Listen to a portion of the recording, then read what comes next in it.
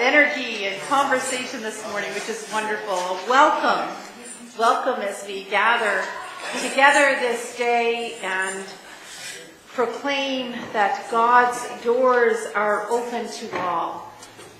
For here at Visions, we are a spiritual community, welcoming a diversity of people, celebrating and exploring in faith together, reaching out in love, daring to make a difference, one act of kindness at a time. And as we gather in this place, we remember with gratitude that we live and worship on lands that are by law the unceded territories of the Wabanaki peoples. May we live with respect on this land and in peace and friendship with its people. So let's take this time. I know there's been a lot of greeting of one another already, but let's take this time and to share with each other the peace and grace of Christ. And we are in that season of colds and flus and things, so you know, if you're a little worried about that, or you yourself have something, you might just, nod or namaste or bump your elbow or that kind of thing. But let's greet each other with a sign of the peace of Christ.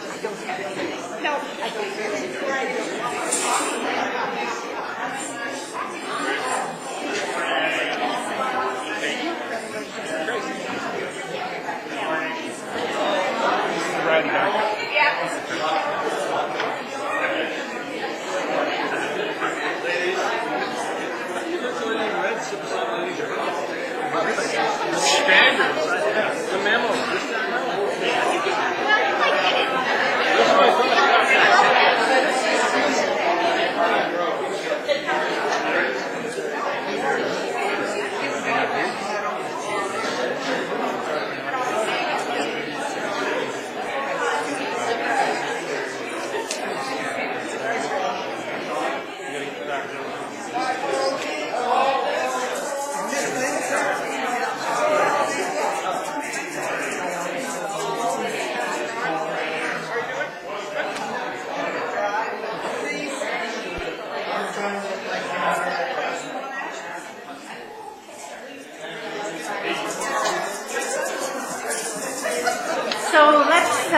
Keep standing if we feel we are able, and to join in singing, I Am a Child of God.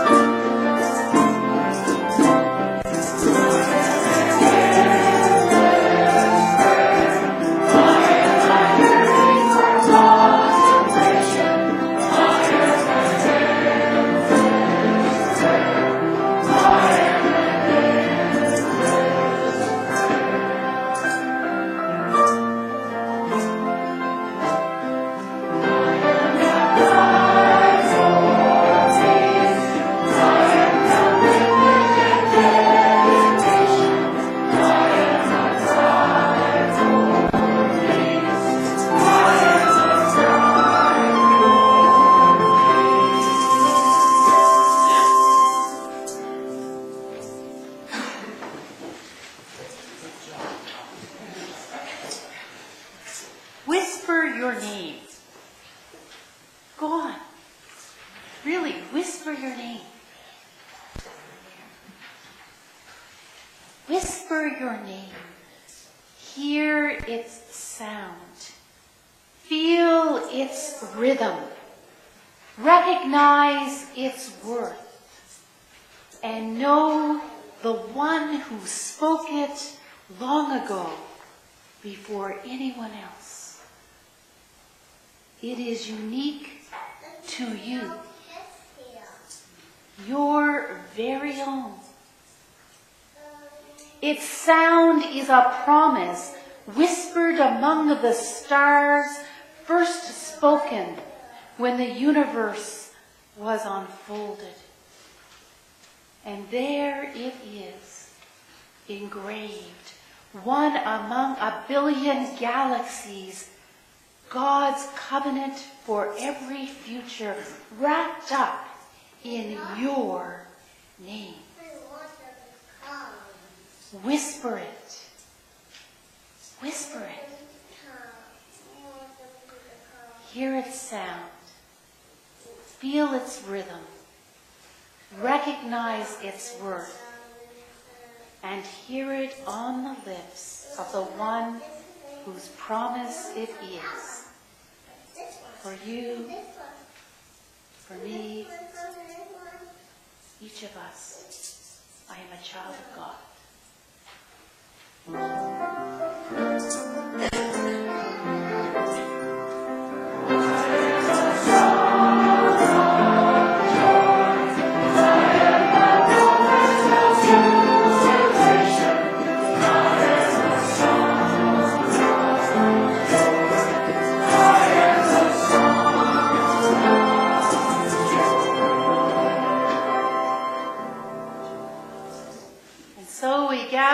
Presence of the one who knows each of us by name.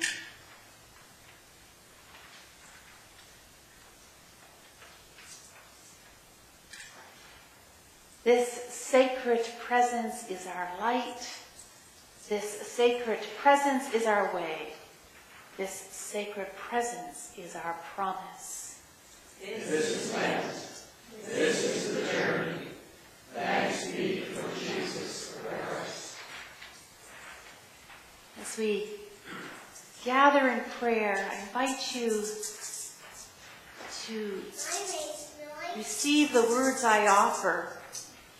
If it's a posture for you to open your hands, you might do that. If it's a posture for you to close your eyes, you might do that. For all of us, just to take a deep breath and to be present in this moment.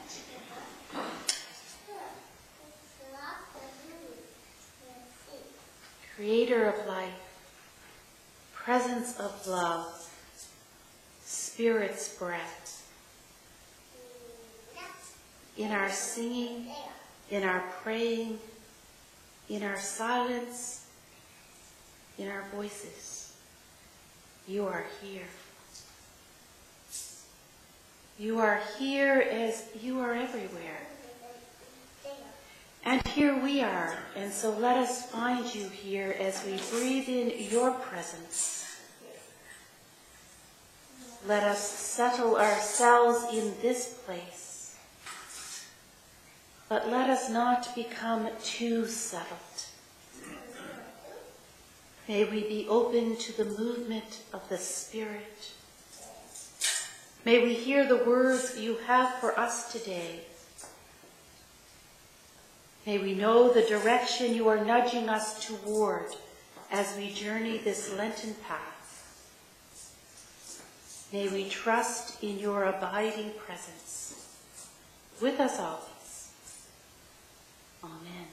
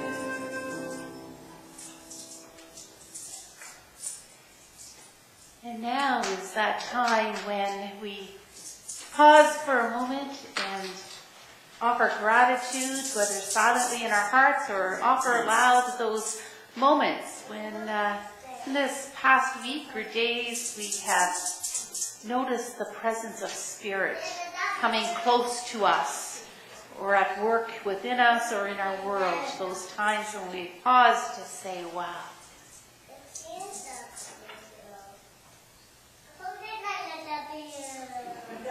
I think it's a wow to hear such a wonderful voice speaking to us with enthusiasm. Yes, Peggy, you have one, that's right. Here it is on the screen. The first picture is Annie. Is that right? Maybe I turned it off. But No, I turned it off. okay, go ahead, it's on. The first picture is Annie, and Annie's my daughter. And the next picture is Annie's mother, and Annie had 10 more siblings. 6 boys and 4 girls. And there's one there having a nap, and there's another one having a nap, and then they're all down there. And this happened just a couple weeks ago. They're only 1 day old there. And they weigh less than a pound each when they're born. So that's my wow moment. Thank you, Peggy.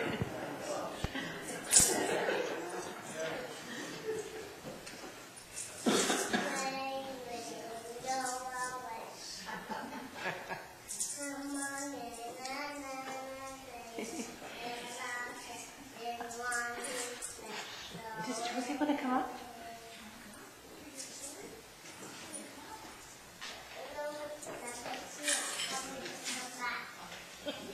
Did you want to come up for a moment? How are you today? There's just you and me. You wonder what this is? What color is it? Blue. It's blue. Can you think about what do you see in the world around you, or what do you think of when you see blue? Oh, you notice the stars there. Yes, the sky outside often looks blue, doesn't it? Not so much at night, although sometimes it's a different shade of blue at night when there's lots of stars. What else can you think of that's blue? I wonder if anybody else can help us. What do we see in the world around us that's blue? Water. Water. Do you ever go to the ocean?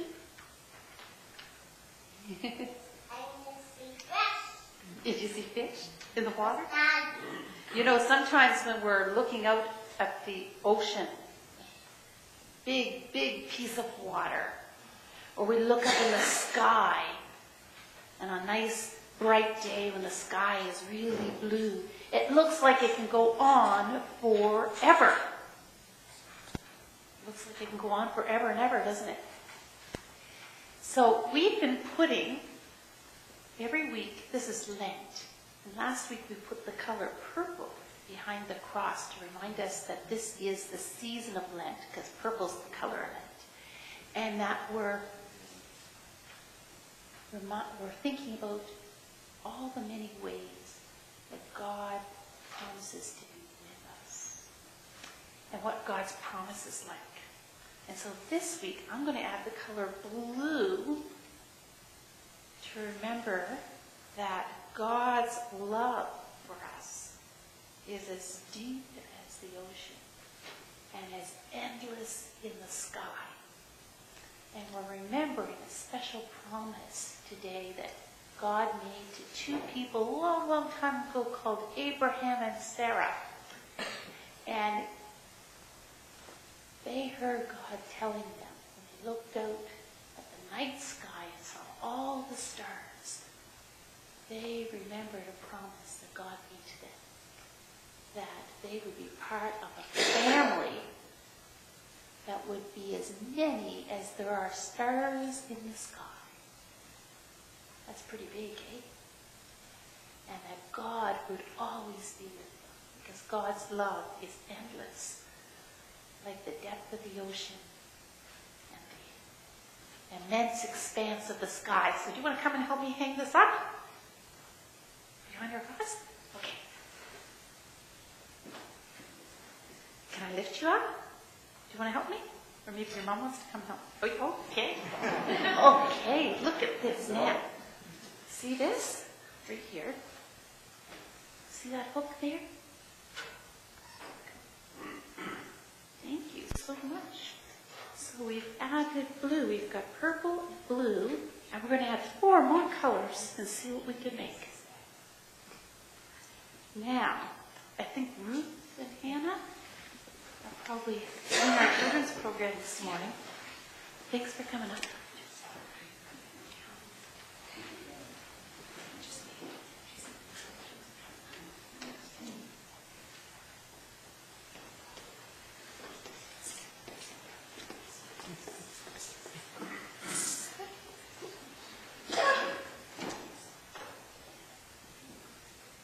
So, during this season of Lent, I decided that I would go back to the lectionary, and we're in what's called Year B. And the theme of the readings during the season of Lent are around covenant, as I mentioned last week. And so each week we're going to hear a passage of Scripture that grounds us in that theme of covenant and reminds us of the presence of the one who's always with us. So this morning, the promise is that recorded in the book of Genesis. And in this translation, the name of God that is translated Yahweh. So to hear that, that's God. Yahweh said to Abram, "Leave your country, your people, and the home of your parents, and go to a place I will show you. I will make of you a great people. I will bless you and make your name so great it will be used in blessings. I will bless those who bless you, and I will curse those who curse you. And all the people on the face of the earth will be blessed through you."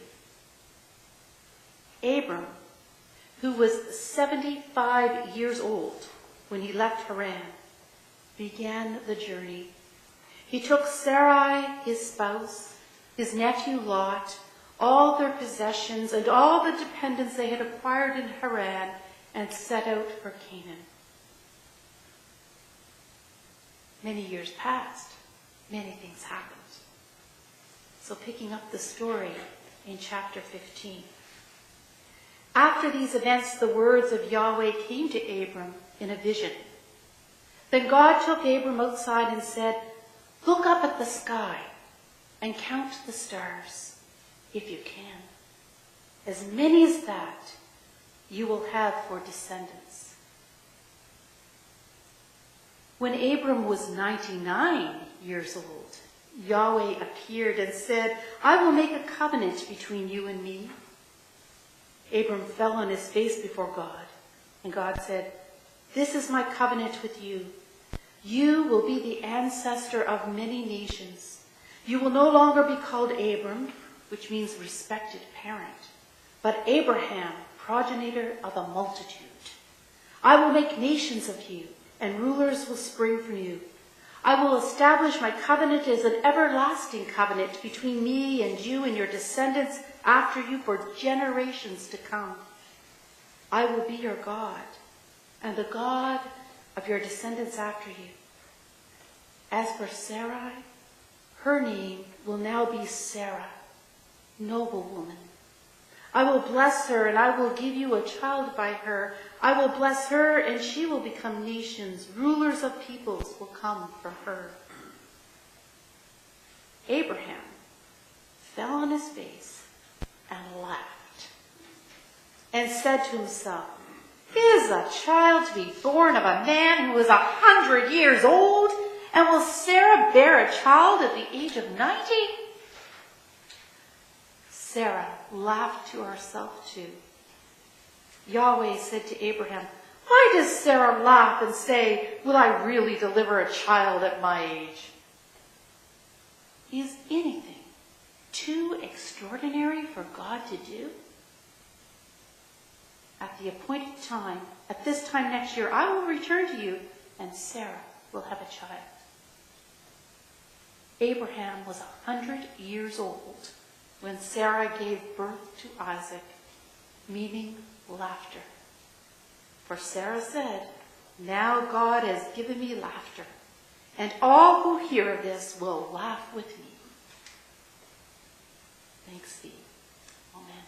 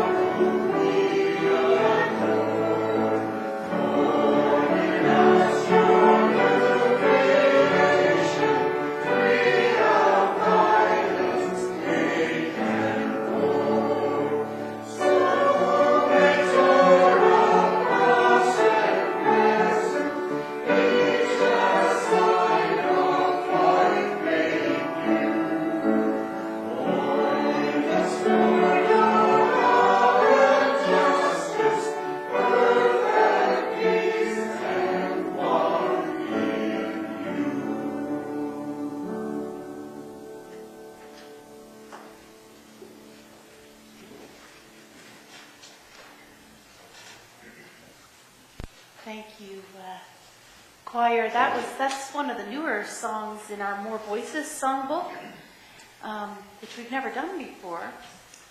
And of course, it tells the story of Abraham and Sarah, but also, you know, the history we share as descendants with the family of our Muslim and Jewish brothers and sisters who also claim the heritage from Abraham. So the story I shared, we'll use those pictures, I think, now. I don't know, how many of you were here a couple of years ago? 2 years ago, I started here at Visions. Actually, I saw Jerry showing me the little mark on his nose. He'll tell you the story of that. 2 years ago today, Jerry, it was our annual meeting. It was my second Sunday here. And that morning I ran into a wall. So I had this real bruise. But we introduced a program we called the Connections Gathering. So how many people here attended those Connections Gatherings? Yeah. So quite a few of you heard the story of Abraham and Sarah that I told using the godly play story of the great family. The times wandering in the wilderness, and then setting out on a journey from Ur and then to Haran. And the story, as we heard, of the different times when God came close to Abraham, and Abraham came close to God, so close that he knew just what God was calling him to do. And the promise that we heard this morning, that I will make of you a great family, that will be as many as there are stars in the sky and grains of sand in the desert. And the promise that we too, through Isaac, the one whose name meant laughter, who married Rebekah, and they had children, and those children had children, until your grandparents had children, until your parents got you, and that now you are part of that great family. You remember the story? Yes. I might have tempted to tell that again this morning, but it's a little bit longer than what we had time for. Well, I thought it was serendipitous that this was the lection, the reading for today, especially this day of our annual general meeting, our AGM. The reason being, I know that during those connection gatherings, that the telling of that story elicited a lot of wonderful storytelling from you folks. Reflection of how you have your journey together as visions in those first 5 years, and those moments when you felt the presence of God come very close. Well, I know that there's still a deep joy that we celebrate in community together, but I also sense that times there's a weariness. Am I right? Yeah. Visions is going on the 7th, and many of you who were here from the beginning are, 7 years older. That's what I've been told anyway. And we've had some join us on this journey, even in the past few years, this journey of being a spiritual community together. And there's been a few who've left. But like most churches today, we look around and we see that we're an aging gathering. I mean, look around. There's more than a few Abraham and Sarahs in the room, isn't there? And when I say that, I mean it, and hear me, I mean it with the greatest of respect and with the deepest of faith that you are bearers of a promise, a hope-filled, faith-filled legacy. I have an Abraham and Sarah story from my family that I want to share with you. And when we see the picture on the screen, this is my great-grandmother, my great-grandma Miller. My mom's grandmother, and this picture was taken when she was probably around 80. Now, both of my mom's parents died before she was 20. And so this was the only grandparent that I knew from my mom's side of the family.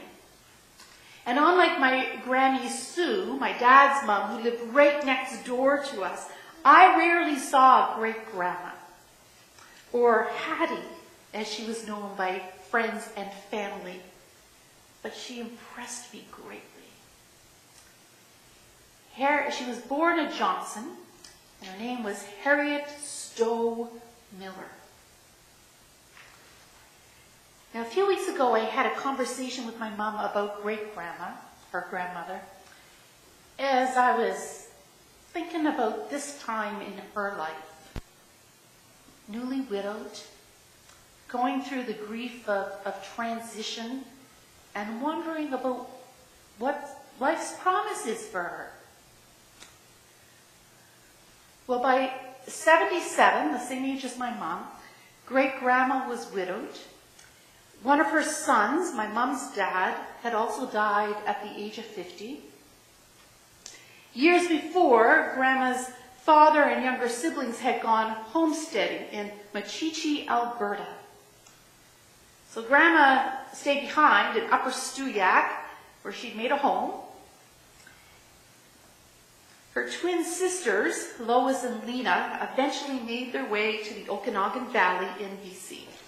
And her sisters over the years came back a couple of times to Nova Scotia to visit, but Grandma had never gone west. So in 1961, at the age of 77, she decided she was going to go visit her sisters. Her youngest son, who was a bachelor, figured he better accompany her. And the plan was that, well, they'd visit and maybe live there for a year, and then, of course, come back to Nova Scotia. Well, she stayed and made a new home there. And Grandma lived to be almost 99. My experience of her was this last quarter of her life. And I was always impressed by the courage of this woman who had the guts to pick up and move west thousands of miles away. I recall the adventure of 3 family vacations traveling across Canada with the destination of the Okanagan Valley where she lived, or her few visits back home to Nova Scotia. I was touched by her kindness.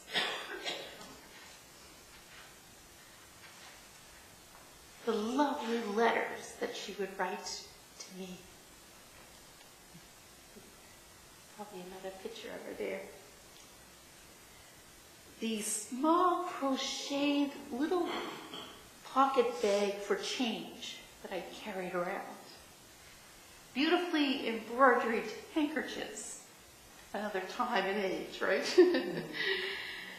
The teacup and saucer that she made a mission to go downtown West Bank, BC, and purchase for me when I was there visiting to give to me. I can still taste her amazing biscuits. See her cooking in her kitchen right up to 2 weeks before she died. I recall her introducing my mom to the electric frying pan, which she considered a wonderful invention and something that my busy mom definitely needed in her kitchen. I remember her laughter, incredulous that a young girl like me couldn't touch my toes. She did her exercises every single morning, which included touching her toes, and my scarcely 5-foot-tall, 95-year-old grandmother could touch her toes, and I couldn't, and I still can't. I was always moved by her humble, steadfast faith, whispered in simple prayers. I remember the impact of her wisdom, spoken in a few words and small pronouncements, but always with this quiet assurance. I recall her entire life in terms of my childhood memory. And I doubt that she ever thought that she would make such influence on someone in the last quarter of her life. But she did. She birthed a legacy in those years to the generation who came after. She was a Sarah. Abraham and Sarah thought that they were too old to make a difference. In their time, legacy was known in the blessing of children, preferably a son, and the possession of land. And so God's covenant promise, I will make you the father of a great family, and Sarai will be their mother, and they will number as many as there are stars in the sky. Not just one child, but a multitude of descendants. For two people past 90 years of age, God's promise sounded impossible. They were too old. Sometimes we feel too old or weary or wonder if or what difference we can make. Sometimes we are struck by the challenges life can bring. We grieve a relationship. Our job ends. An illness strikes us or someone we love. Sometimes things happen. What we hoped for or what was possible no longer seems possible. God's covenant promise with Abraham and Sarah is a story, now pardon the pun, pregnant with possibility. There is the eternal promise that God, Spirit, makes a way where we see no way forward. Covenant is about birth and growth. And when we find the faith to trust in Spirit's presence, in God's grace, in love's way, new possibilities emerge. That's part of the covenant. I will make you the father of a great family, and Sarai will be their mother, and they will number as many as there are stars in the sky. It was over a period of time, years, that Abraham kept hearing this promise. He was 77 when he left Haran. He was 100 and still waiting. And during these encounters, with Spirit's presence, with God, well, those visits, they really tested the limits of imagination. Not just one child, but a multitude of descendants for two people past 90 years of age? God's promise sounded impossible. They were too old. They laughed. Friends, sometimes for us, a way forward will test our imaginations. 2 years ago, I listened to many of you as you found rich meaning in this story about your experience with visions, about seeing our journey as a spiritual community in this story of faith, about naming the moments on that journey that as a community you came close to that felt presence. And hearing this story again at this moment in our journey, there's meaning. I believe that. We have to suspend our belief that any of us is too old. We have to trust the impossible in order to find a way that is possible. We have to remember the promise of covenant isn't just for us. It's not about me. It's not about you. It's about future generations. We may be small. Our members may be growing older. But we're not too old. We are a people seeking to keep faith in these in-between times when the word religion brings disdain and distrust in much of our culture. And the Christian path, especially one that is going to be open,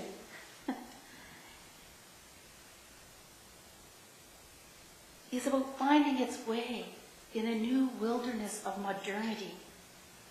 And we are here saying that while the old ways of being church may not work or be as culturally relevant, faith is important. way of Jesus has relevance for our living. The teachings of Jesus have wisdom for our world. That's part of the legacy of faith that we continue to give birth to for each other as community, but also for generations to come. I will make you the father of a great family, and Sarai will be their mother, and they will number as many as there are stars in the sky. God's promise sounded impossible. They were too old. They laughed. Perhaps, friends, laughter is the grace on the journey. The twinge of doubt intertwined with faith. The capacity to face the future with humor. Enjoying blessings in the present moment. Trusting in the legacy of our own faith-filled living. Resting in the promise of covenant that in life, in death, in life beyond death, God is with us. We are not alone. Thanks be.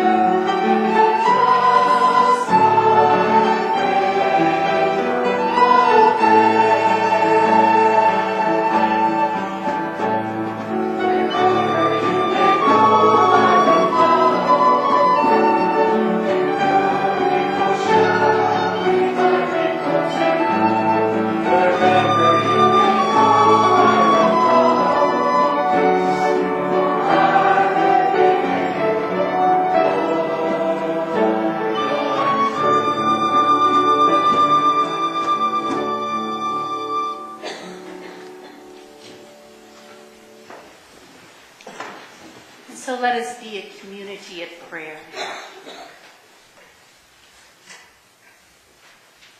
Wherever you may go, I will follow. Holy One, source of all life, giver of all gifts, presence of all love. Many friends of faith have walked before us on this earth. Those who have heard the promise of faith and shared with their neighbor. Those who have heard and responded to the Spirit's call by working and speaking out for justice and compassion. We pause in this moment to call to mind and heart those persons who have gifted us with a legacy of faith, an example of love. And we whisper their names aloud, offering gratitude.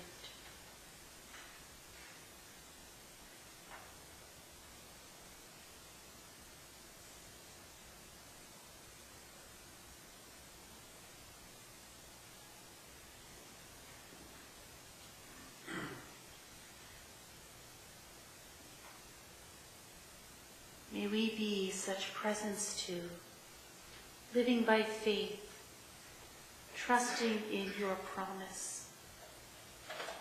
We give thanks for the hope we know in Jesus the Christ and bring to mind his example of living life. And in prayer, we bring to mind those persons and places where need calls us to be Christ's presence.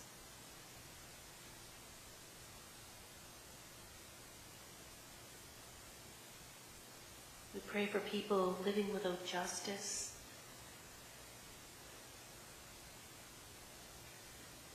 For all people who live where wars and rumors of conflict bring fear and danger.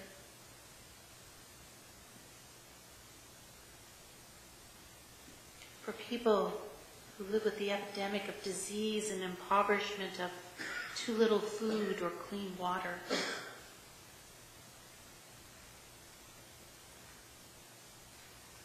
For those seeking refuge around our world, and those faith communities providing sanctuary.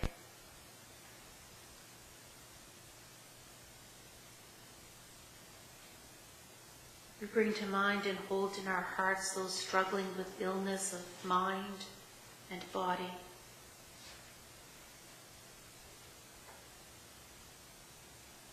For those grieving and living with loss.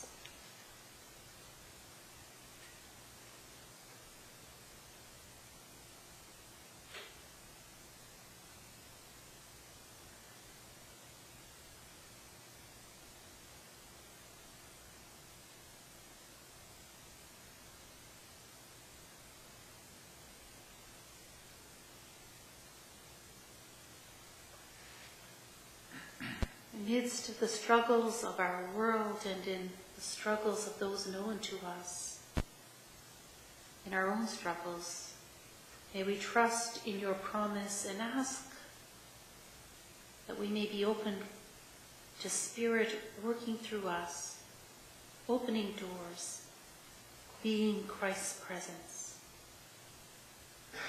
In the ministry of this community of visions, we pray for courage and strength to follow in Jesus' way. May we come to see each other, young and old alike, gifted with a variety of talents, and as people who are signs of faith-filled living. May we always welcome strangers and seekers and sojourners in our midst, and open ourselves to the stories they bring to us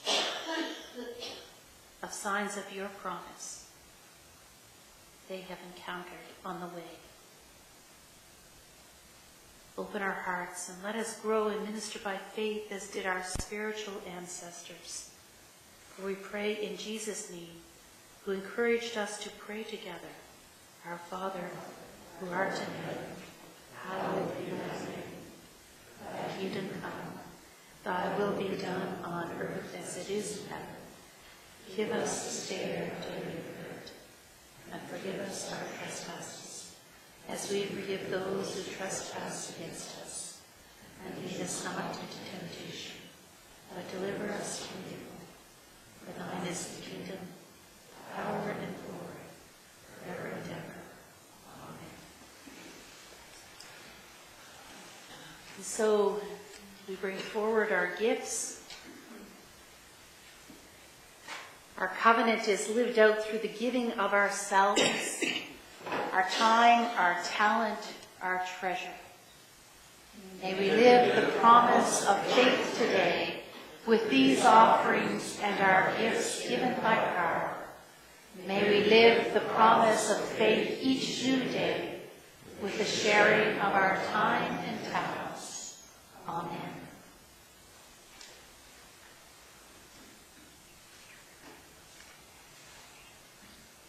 And in this time, we also celebrate the work and life of our community of faith and share any announcements. Just a reminder that we do have our annual meeting following the service this morning downstairs in the hall, and we're trusting that by some miracle there will be some loaves and fishes to feed us in the offerings folks have brought. So we'll have a light lunch and to be underway. I want to also, while Jim's been away, I want to thank Brian's been preparing presentations, and he's here this morning, and Terry was last week, and I meant to acknowledge that, so we appreciate both of you, your time and doing that. And you may or may not have noticed that Kristen is with us today, because whatever, you can wave, because some people don't know you, Kristen, to put you on the spot.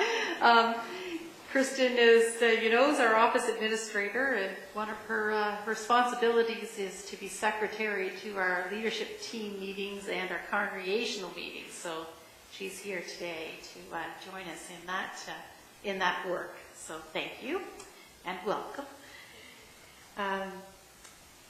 Next Sunday, I'm looking for some volunteers to participate in the little drama. It's sort of on the 10 Commandments, and I think I have it in the bulletin there, the announcements. I'm looking for someone to be the voice of God.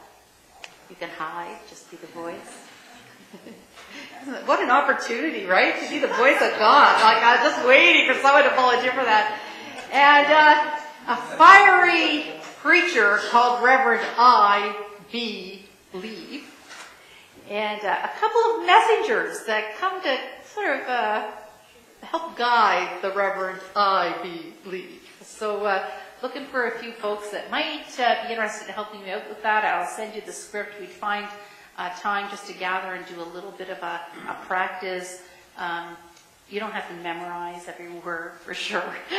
There's a way I've got it organized that you can actually have some little notes there, so we won't put that on anybody. So if you can help, speak to me afterwards. That would be great to have you help me with that. Is there any other announcements that folks have? Anna? World Day of Prayer, Friday night at Mountain View Church on Macbeth Avenue. It's at 7 o'clock and on the 2. Is there one at 2? No, the 2 of March. Yeah, the 2nd of March, Friday evening. And everybody is more than welcome. Do you want to, for those who don't know what the World Day of Prayer is, can you give us a sentence, Anna? It's sponsored by the Women's Interchurch Christian Council, and so it's prepared by women in different countries every year. And does it say which we asked to do? It's That's why we go to learn. Suriname. Okay, Suriname. There, find that on the map. And we'll learn about it. So then, yes, you will, because there'll be a lot in the service about their culture and background. And the offering goes back to the Women's Interchurch Council. So Helps with women's projects and things around the world. Yeah. It's not just for women. No, it's not just for women. It's just that it came out of a movement that's prepared by them. We did receive a note from Sean's mother, Lydia. Just wanted to read it out. To the community of Visions United Church in Moncton, we express our appreciation for your memorial gift to Upper Stewiacke United Church in the memory of Bill Redden. Sean has been blessed with your support over the past weeks as she journeyed with her dad and family over this sorrowful time. With friendship and appreciation, Lydia Redden and family.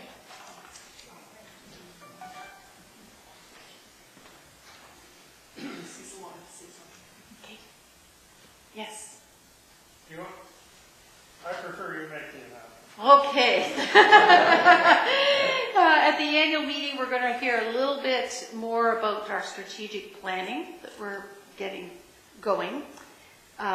So over the coming weeks, there will be some different gatherings. We had one yesterday, but different gatherings that are going to focus on working on or figuring out what are the steps for certain parts of that work. So I know that sounds, I'm getting to the point here. So the first of those is going to be tomorrow evening, and some members of the property team and our trustees are going to gather. And it's open to anyone else who's got an interest in this to come along. And what we'll be looking at is this building and how do we move forward with it. So we'll be thinking about what partnerships might be possible in using this building as a resource, but also looking at the steps that if we were to turn this resource into capital and move forward from that, what are some of the steps we would need to be attentive to and look at. So it's that kind of gathering and meeting to brainstorm together and to identify those. Is that right, Cecil? So we're going to meet at 7 tomorrow night here. And again, any trustees, property team members, but anyone who is interested. You're not committing to anything more than coming tomorrow night and helping us with that piece of work. Okay. Well, I think those are probably our announcements. And so we go forth to be a blessing and invite you to join in singing to Abraham and Sarah.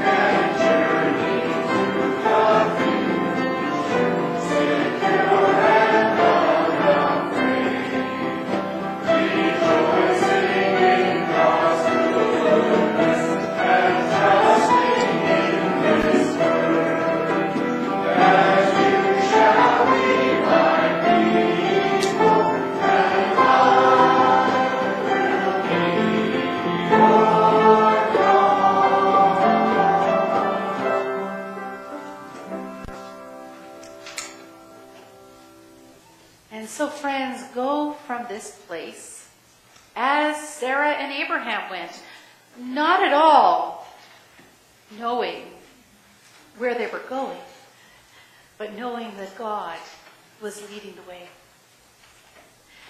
Go from this place as Jesus went, with faith in the power of God to heal the wounds of this earth and its people. Go from this place as people of God, with light with blessing, with hope, with faith, that God's promise is for you. God's promise is for all. Thanks be.